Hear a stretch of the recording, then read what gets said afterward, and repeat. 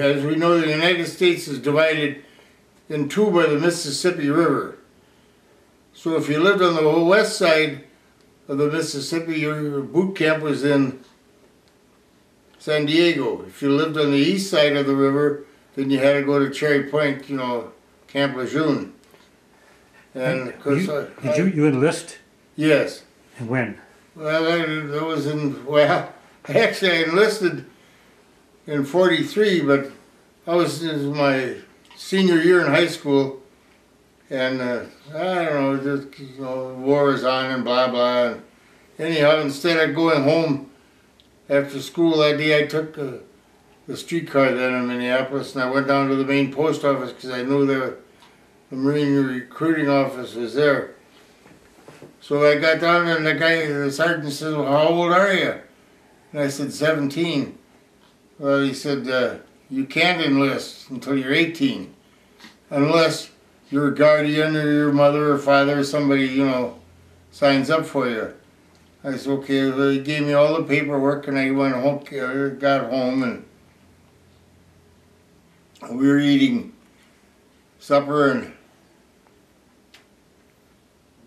I said, well, now, Mom and Dad, I did something today. And of course they want to know what. I said, I tried to enlist in the Marine Corps, but they said I couldn't because I was only 17 without your permission. Oh, Jesus, Ma went goofier than hell, you know. And my dad just sat there, you know, and Frank was his name. And she said, well, Frank, would you just sitting there, like, you know, say something?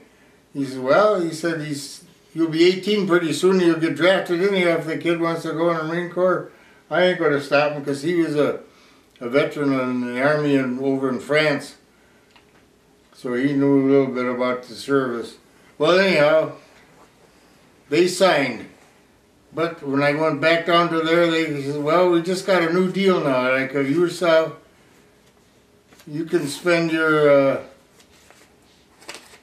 high school last year there before we actually send you, you know, to boot camp. Okay, right there. Well, anyhow, I was in there, and all of a sudden I got a letter that said I had to go to Fort Snelling out of Minneapolis there for my physical and everything. So I called, he said they kind of changed things. He says, you are now going, if you pass your physical, you're now in the Marine Corps. Kind of, that's what he said. Well, anyhow, I went down, of course I passed my physical. Then I got my letter that I had to report down to the Milwaukee Depot at a certain day and time, I can't remember now, but anyhow, I was going to go to a boot camp in San Diego. So we went down there, and I got on the train, and there was a sergeant.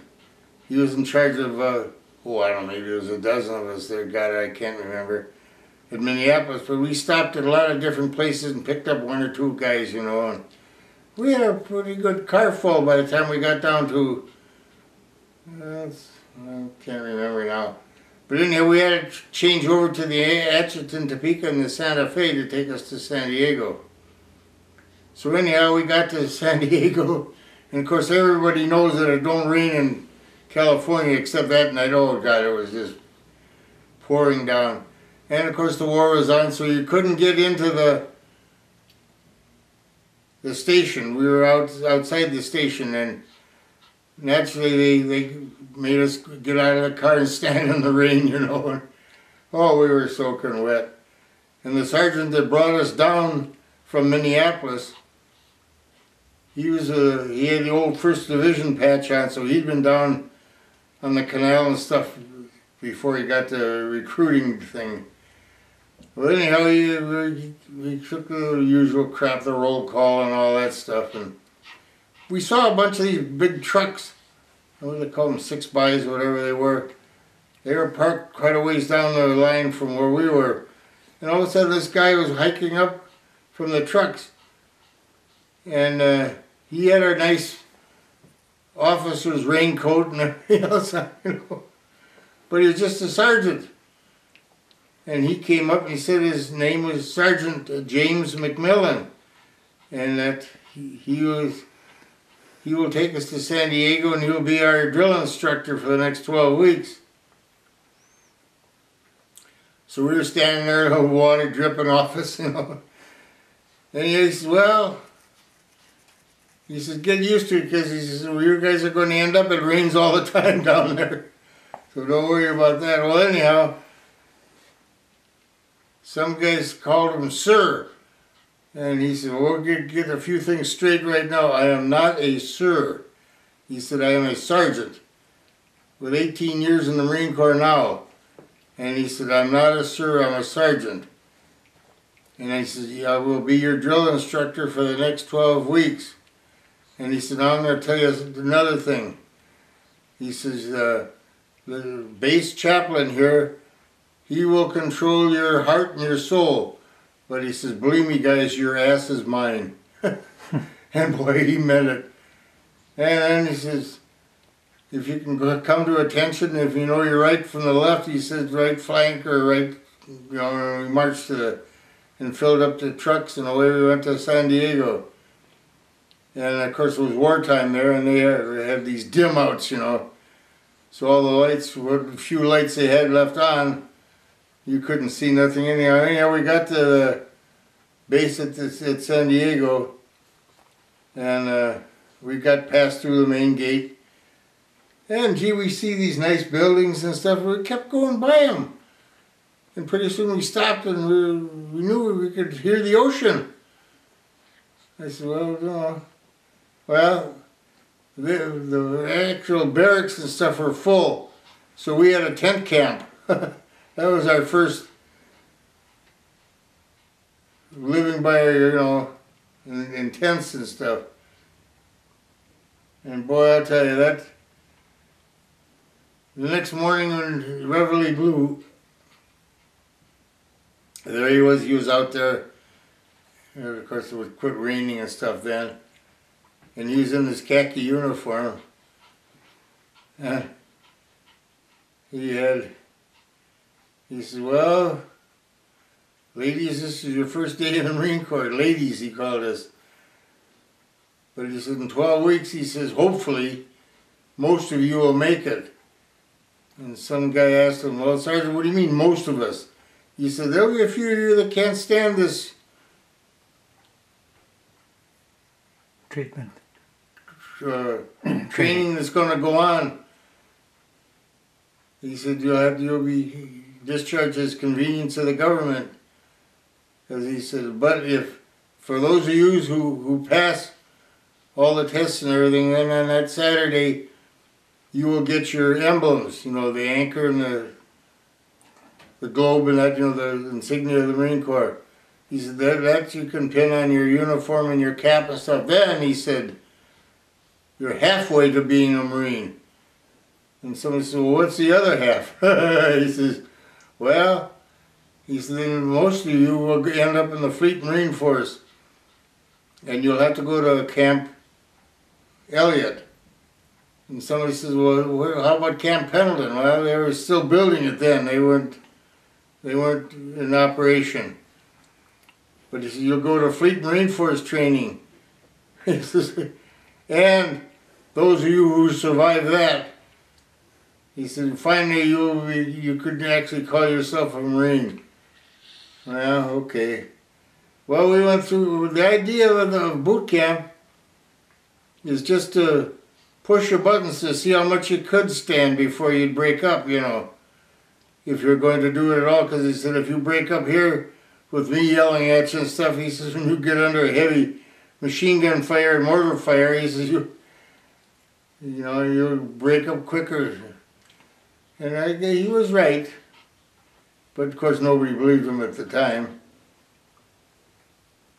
Okay, after you left the boot camp, where'd you go? We went to Camp Elliott, to Fleet Marine Force training. Which, see, the Fleet Marine Force, as far as the Marine Corps is concerned, that's the infantry.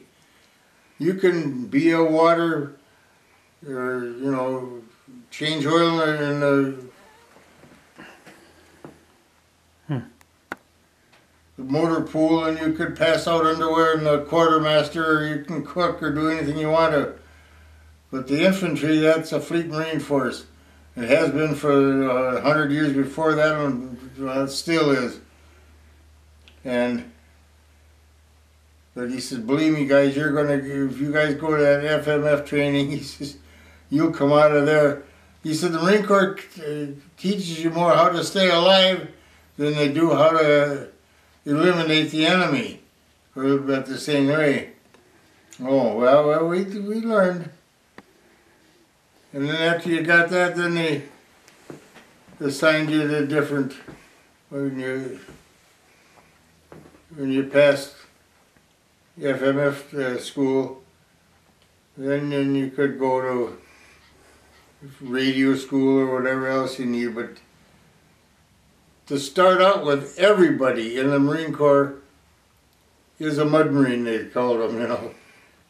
And then from then that, but you had to take that training first to see if you could stand some more of their treatment. When the training was all done, where did you go to? Hawaii or where? No, New Zealand. Or New Zealand. Yeah, New Zealand, yeah. And there we went to, I was in a replacement outfit. And then they gathered a bunch of us together, and next thing we knew, we were on Tulagi. The island was next to Guadalcanal. No, I never fought on the canal, but I was there. We went to the other nice vacation islands there, you know, like it was Tulagi and a bunch of little islands that we fought on. And I don't know if they ever had a name. The Marine Corps called it Island 136 or something, you know, just like I say, it was a little spit, but the Japs had put a radar station there or whatever. What was the name of the island? Is this well, most of them didn't have a name. The natives had a name for them, but on a map they just have a number. I mean, there's no water on them, no nothing, you know, as far as, it was, well, other than what the Japs used them for as a listening station, there was no use to being there, you know, it didn't do nothing. But they took care of them all right. Then we got, like I say, then after Iwo, we, You went to Iwo Jima? well, after that was in February of '45. That's when we landed on Iwo with the 4th Division and the 5th Division, and the 3rd Division was our backup division. And we couldn't figure out why they needed 3 divisions when they only had the old 1st Division on the island of Guadalcanal. It was 90 miles long, you know. Well, we found out quick. The guy that ran that island, he was good. But anyhow, we finally took that. And then after the war was over, we went to Japan for the occupation. And we landed at Sasebo, Japan. And that was a big naval training station, something like we'd call Annapolis, you know. And we went up to their barracks. For some reason, they blew the whole town apart, but miraculously, they never touched any of those kind of buildings. I guess they figured, well, we're going to land there sooner or later, so we might as well have something to over our head. But anyway, we were on patrol. I don't know what for, we always went on patrol, but I don't know why, but just to pass the time, I guess. And we were out marching on this backcountry road, and here was 4 little Japanese girls carrying a big bamboo basket, or you call it, and walking out on a pier on this lake.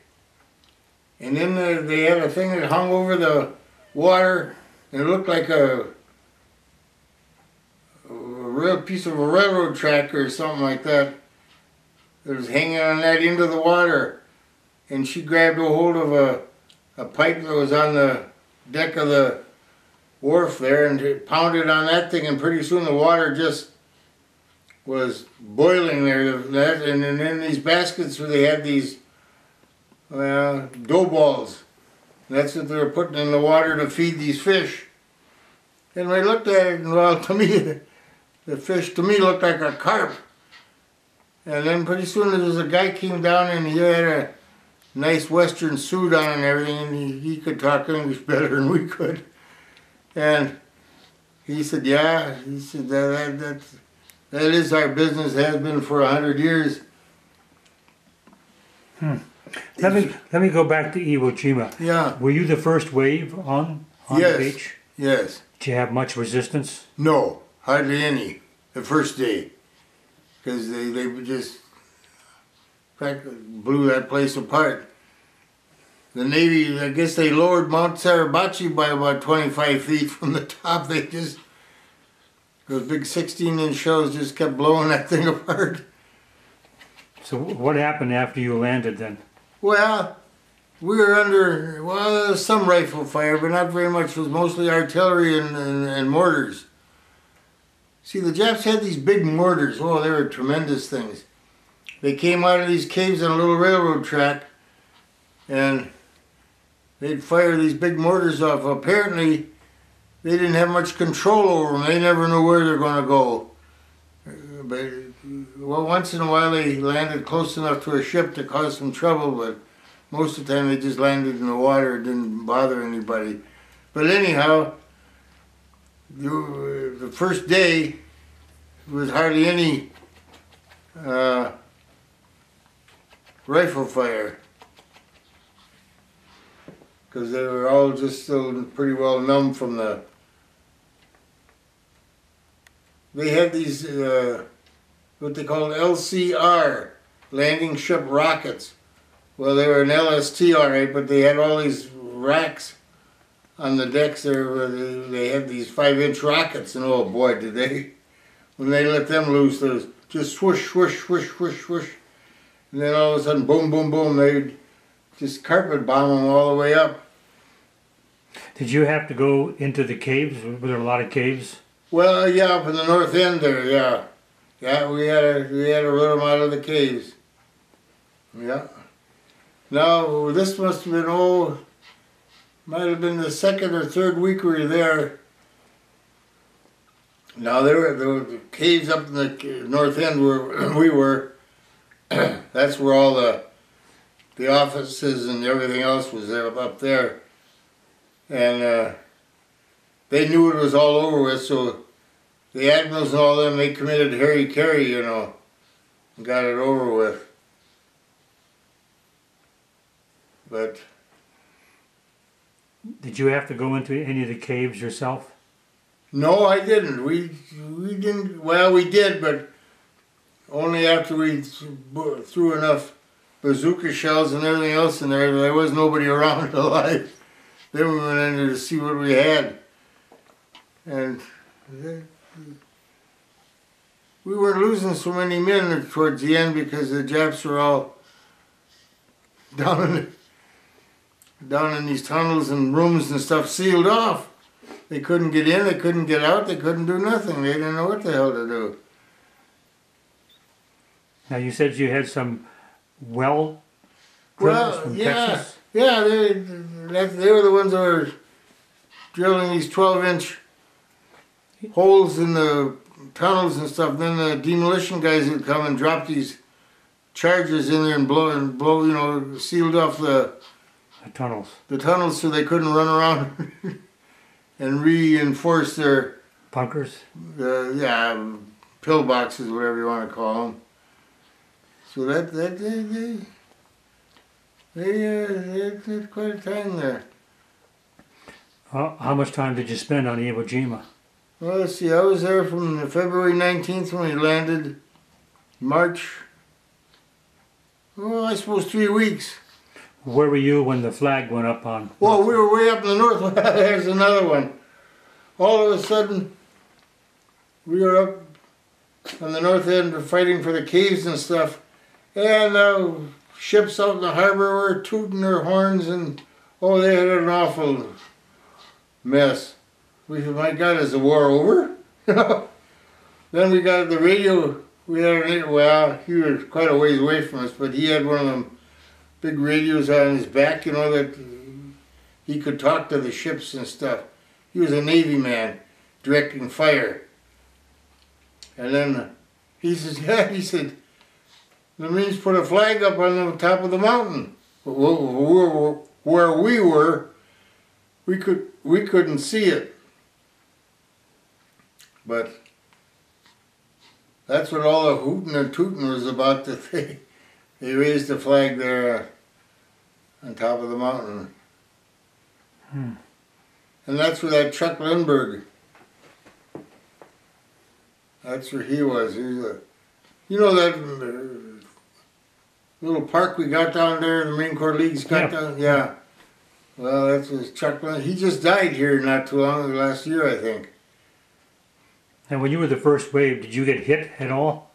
Or did you make it through okay? Well, I did, getting towards the end, I never got shot. But I got, God,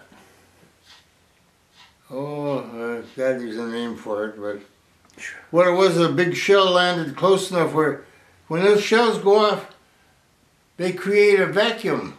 Yes. And that's what rang my bell. So I went aboard the hospital ship out there, and they tested my ears and stuff.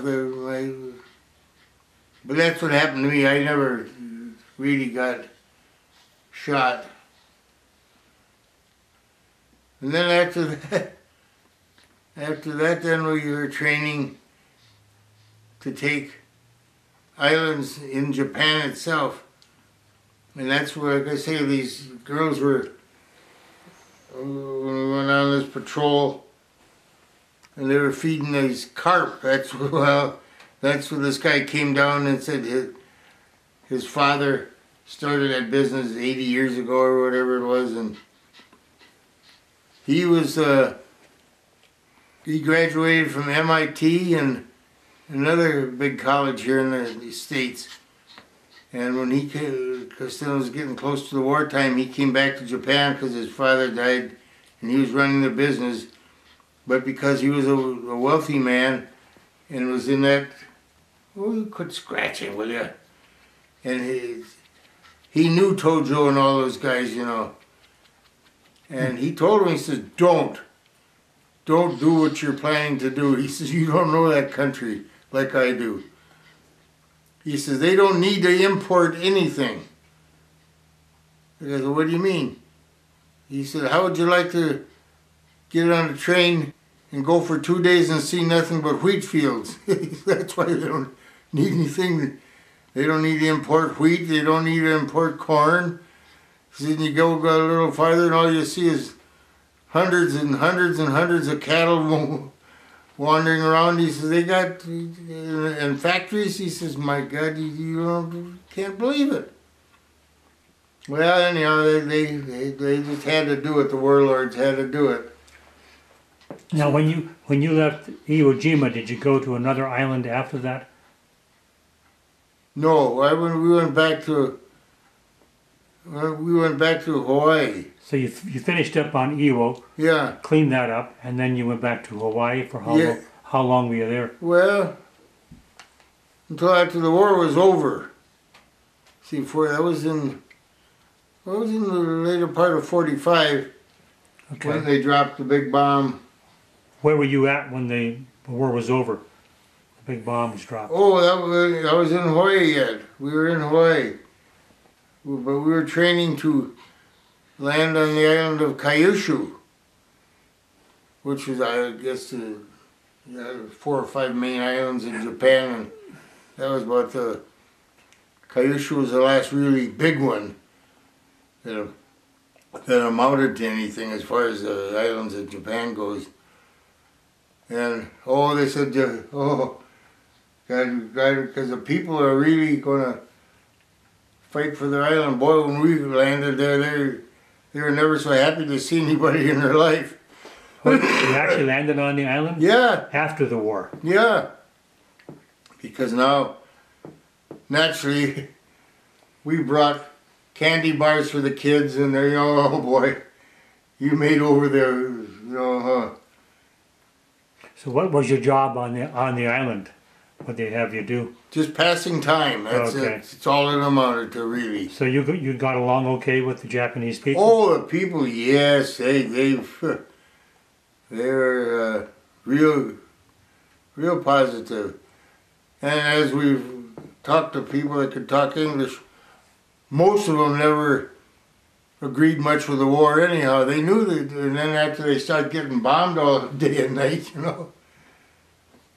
And of course the like Tokyo Rose and all them people, they would all telling them how great the war was going and all this and that.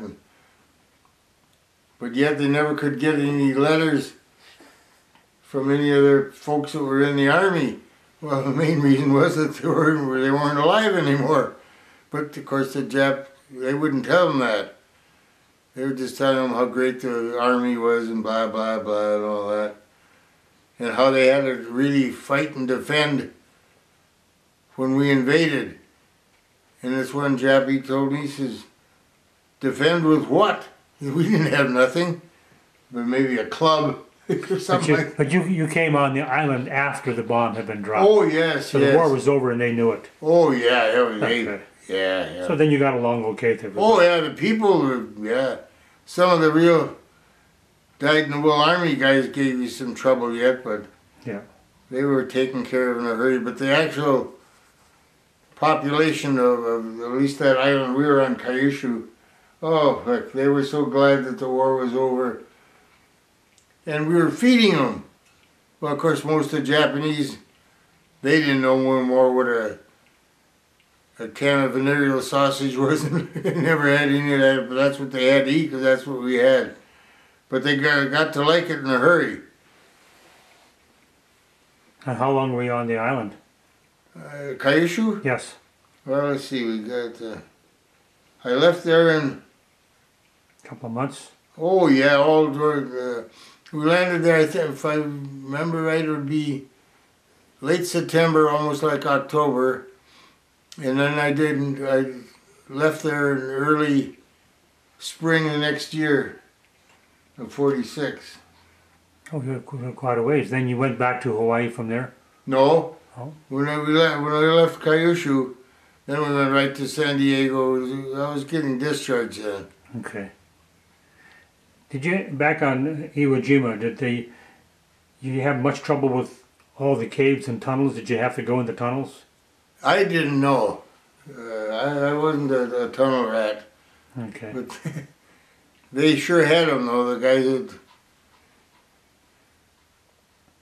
Had the guys go in the tunnel? Yeah, and cleaned them out. And the caves too. But most of the time, as far as I could see, they had sealed off these tunnels and these rooms under there and just left them there. I don't know, they starved to death or shot each other, whatever they did, but they couldn't get out of them. Because there was just tons of dirt there they couldn't dig with their hands, you know, to get out. Yeah, I don't know. Did you lose many men in your outfit? Oh, yes, in the yes. First yes. wave? Not in the first wave, no. But after the fighting was on, you know, after everybody landed. Any idea why they didn't start shooting at you more when you first came on shore? Yeah, they were just all down in their caves and tunnels and stuff because the Navy was bombarding with everything that they had. Oh, they didn't want to come out. And then after they got done, yeah, they were, well, that's right. After they were done, then all the planes on the carriers that came over and gave them another blasting for an hour or so. And they just stayed. That kept them in the caves then. Yeah, it kept, yeah, that's right. That kept them in their caves and their tunnels. They had more trouble down on Mount Suribachi than we did as far as them guys coming out of the caves and stuff in the mountain. And that old volcano hadn't erupted for, oh, I don't know, 50 years or whatever it was, you know. So the Japs made a lot of, every level they had all their gun emplacements and stuff there. Those guys were in the 28th Marines there, they had their work cut out to eliminate all them people. Because again, they ran all over the cave. They had all those tunnels inside the cave that they're running from one to the other. And they had to do the same thing as we did on the outside. Just blow the tunnels up so they couldn't run around, and that took care of that part. Did you have any other fighting anyplace else, or that was it? Just the no, before we went there, we were in that seek and destroy outfit, like I told you, that the natives they had these coast watchers, they called them. They're either Australians or New Zealanders that lived there all their life. And they kind of understood the native lingo and everything, and the natives come back and told them that the Japs were building something on, well, whatever island it was, you know. They knew what, they had a name for it, but they, on a map they were just a number. Because they were just a little sand spit is what they amounted to. But they... Had they radar stations or something? Yeah, mostly it was radar, where they could keep track of the traffic on they called it the slot. What was it? God, I can't think of the name of it anymore. But, radio station? Radio? No, the island? The waterways in between all the... See, there was 600 islands in the Solomon Islands, well, if you want to call them an island. Like I say, it was just a little sand spit. But the Japs, they like those, to build a radar stations and keep track of all the traffic, you know. And that's where where we found the Navy PT boats. Boy, they were the ones that really caused the Japs a lot of trouble in their Navy. Why is that? Well, because they'd hide in these little sand spits, wait for their bigger ships to come through, and then they'd come out, you know. They could go 40 miles an hour on water, you know, even in them days with those PT boats. And they'd zip right in, you know, the guns couldn't traverse fast enough or far enough on those ships to really, you know, cause them a lot of trouble. Well, they lost quite a few of them, but they'd zip right alongside of them and shoot a torpedo right into them, you know, and oof. And then they'd disappear. Yeah, then they'd fly back into these little islands, you know, and hide in a cove or something, and the radar couldn't pick them up because they were inside these coves with the trees and everything around, and all they could see was the trees. Now, whether they were behind them or not, they didn't know. But I tell you, the Japanese army wasn't, they say it was the greatest army in the world. They were fanatic, very true, but they weren't trained like we were. And a lot of their equipment was not very good. Like our infantry, every one of them had a semi-automatic rifle, you know, the old Garand M1. Then they had the tried and true Browning automatic rifle from way back in the First World War. Well, that was those Mud Marines loved them, the way they'd go. And nothing beat the old .45 caliber pistol. You just couldn't stop those things. They always worked. I've seen those Jap pistols, or Arasakis, or whatever they call them. They'd fire them and they'd fall apart. And you look at their rifles, geez, the machining was terrible on them. No wonder they didn't work. Jam up. See, and their machine guns were all, they weren't fed by a belt, they were fed by clips. And at first they were sideways like that. Well, then they'd tilt, and that's why they would jam up. Well, then they made them so they went up and down this way. Well, that kind of solved that problem. But they had more of a problem trying to carry it around with that clip up like that. Oh, then, of all things they had, was the lugs on the end of the barrel on a machine gun to put a bayonet. How in the hell are you going to fight with a bayonet on a 40-pound machine gun? You know, their thinking was sometimes just... And there was no such, well, tanks and stuff were out. They were no good at all. You couldn't use them there. Thick in the sand. Yeah, well, these little islands, you know, you couldn't get through these jungles with that. And the same way the paratroopers. They tried a few of their landings, but most of them ended up in the trees and out in the ocean or somewhere, and they were no good either. So, along about mid-43, something like that, they disbanded the paratroopers and that, and put them right back in the Fleet Marine Force, because they just couldn't land where they wanted to. The spaces they could land were so small they couldn't control the chutes enough, so they'd land in the trees all around these things more than they did land in the open. These are our paratroopers or theirs? Ours. Ours. Okay. I never knew. I don't know if they even had any. I never seen any. Okay. Well, Earl, it's been an honor to be here today to listen to your story. Thank you for doing this.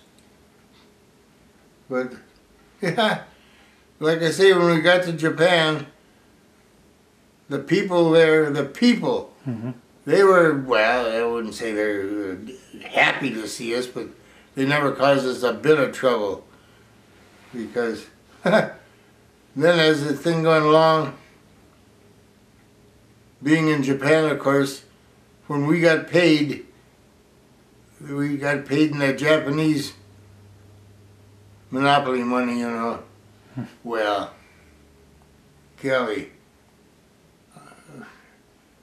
as a sergeant, we got $78 a month, but converted into that Jap money. Jesus, you wouldn't know where to put it all. You had bags full of it, you know.